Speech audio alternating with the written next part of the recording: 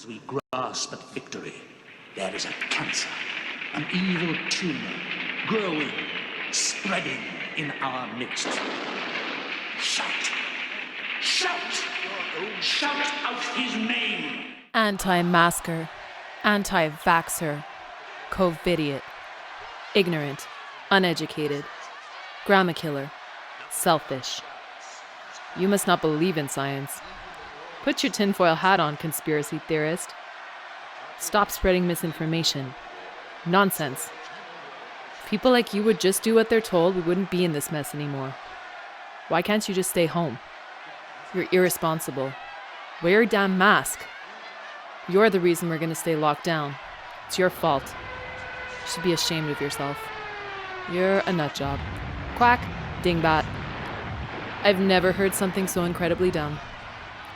Spreading that kind of disinformation is dangerous. Yeah, okay, genius. Stop spreading the false information. You're just a paranoid conspiracy theorist. If you think your freedom is more important than people's lives, there's really something wrong with you. Fine, go ahead, but you're partly responsible for killing all of those people. The misinformation and lack of qualifications of that doctor has cost hundreds of thousands of lives. You are not entitled to endangering people, especially in a pandemic. You obviously don't care about people. The blood is on your hands.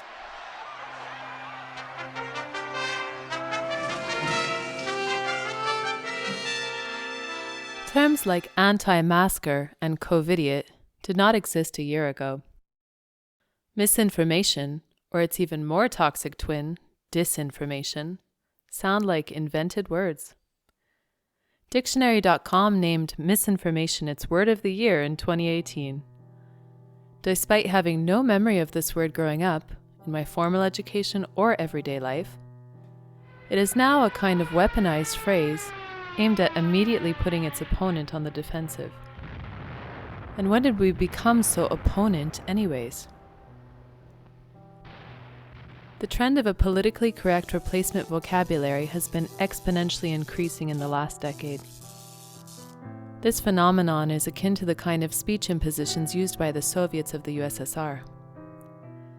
The verbal assault of these terms, becoming as frequently imitated as, "we're all in this together," are becoming a sloganized form of psychological abuse, and the perpetrators not only lack empathy, but feel extremely entitled while using them.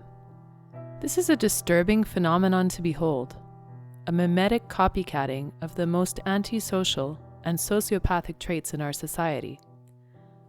And it is all aimed at one group. Scapegoating is an ancient tribal ritual, one that mythology is ripe with. The Old Testament is what gave name to the word in the book of Leviticus. The story goes that Aaron was told by God, through Moses, to seek out 2 goats, one to kill for atonement of sin, and the other to banish to the wilderness for the sins of the people. Oedipus Rex is another example of a scapegoating tale, one well told through the lens of the theory of mimetic desire and the scapegoating mechanism, a philosophical idea created by the late René Girard, French historian, literary critic, philosopher, and professor emeritus of Stanford University. He is the author of works such as The Scapegoat and Things Hidden Since the Foundation of the World. Girard's theory has 3 components. The first is that of mimetic desire, meaning that I will desire something that my neighbor has. By desiring the object of his affection, it increases his own desire and reinforces his belief that he has something of value. The second component is that this eventually will lead to tension between 2 men, and on a larger scale, between a group of people who desire the same things. Add in the element of an anterior crisis, such as a plague, and the desire for the same things that used to unite them, things like food, clothing, shelter, and jobs, will, under the strain of scarcity, begin to divide them. The tension of their imitative desire will cause fighting and unrest, and the social cohesion will become strained. This creates the perfect environment for the scapegoating mechanism to begin unfolding.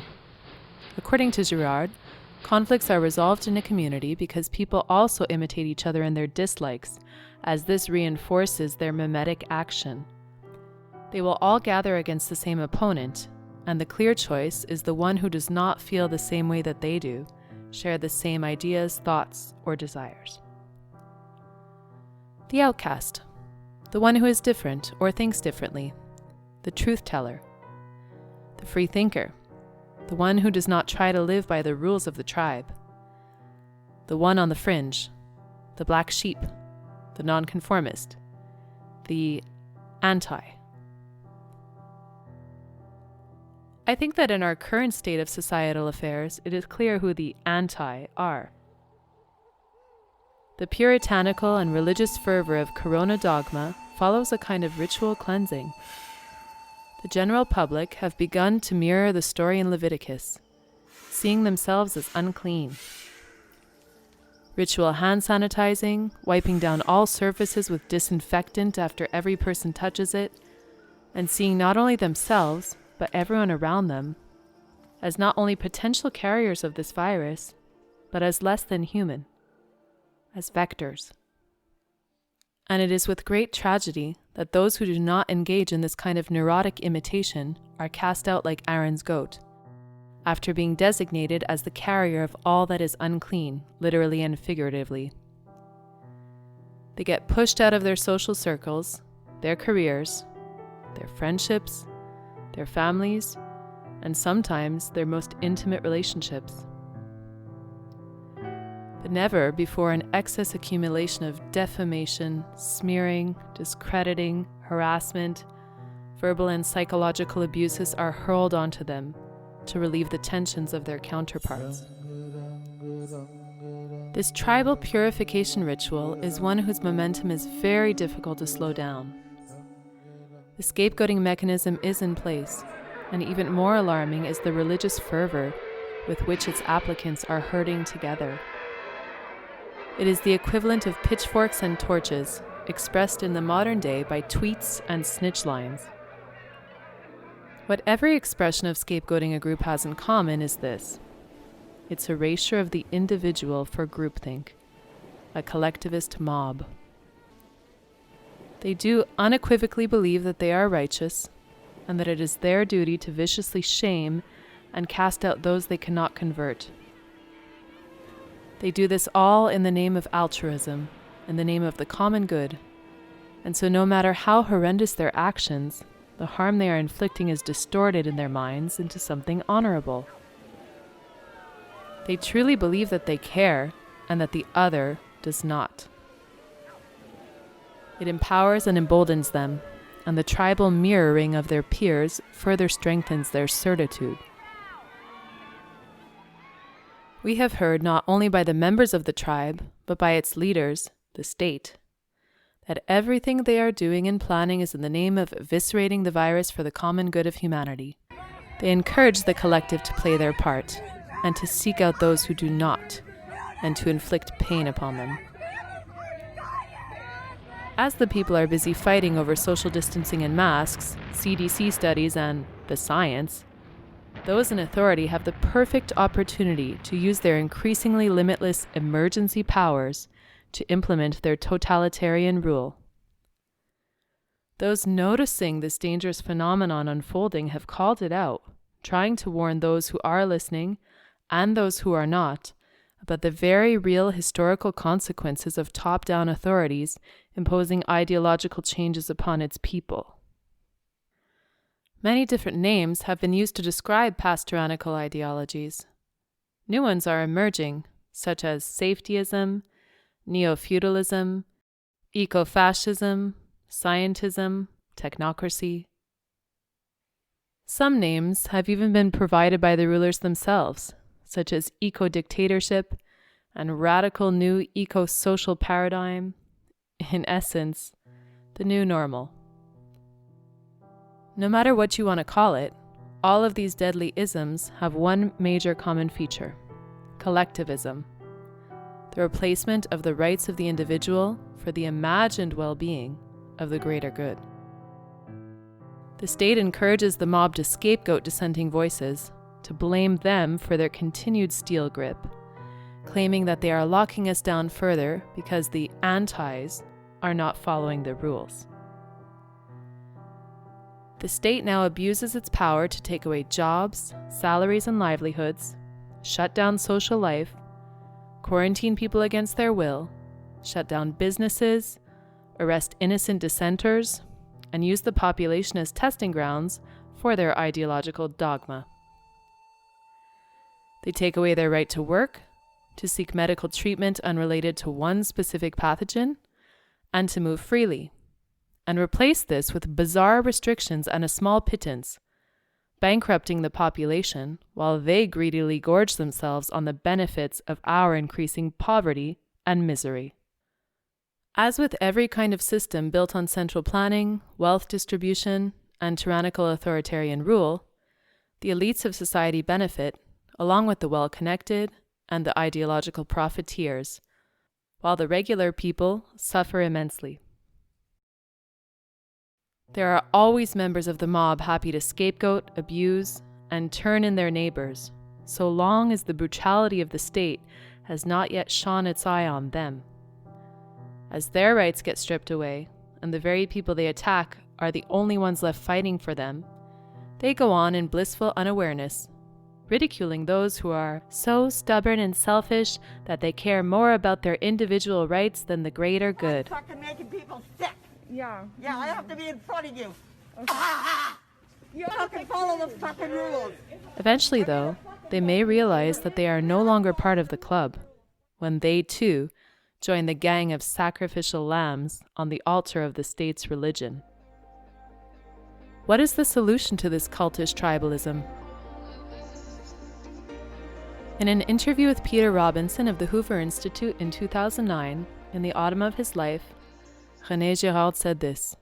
Yeah. René, you remember the Second World War. You lived in occupied Paris, the Second World War, 50 million dead, the Holocaust, the tens of millions killed by the communists, all in your lifetime.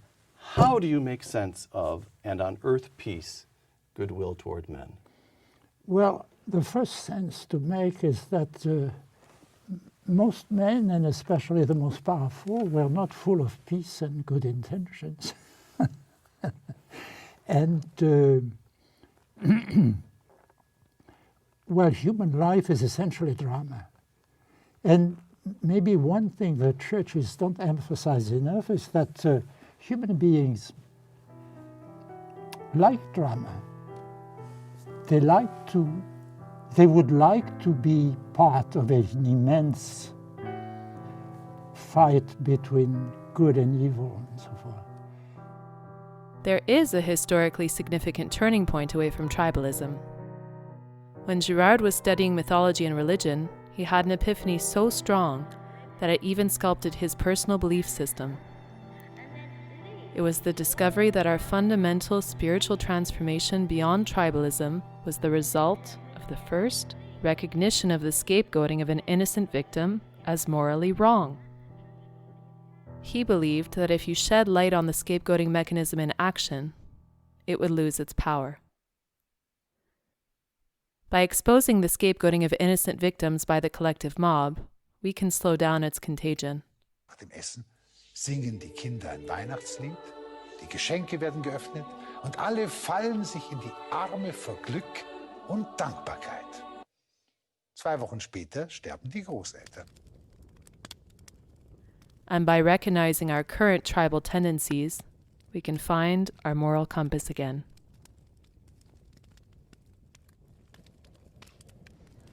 But always there will be the intoxication of power. Always, at every moment, there will be the thrill of victory, the sensation of trampling on an enemy who is helpless. If you want a picture of the future, imagine a boot stamping on a human face forever. The moral to be drawn from this dangerous nightmare situation is a simple one. Don't let it happen. It depends on you.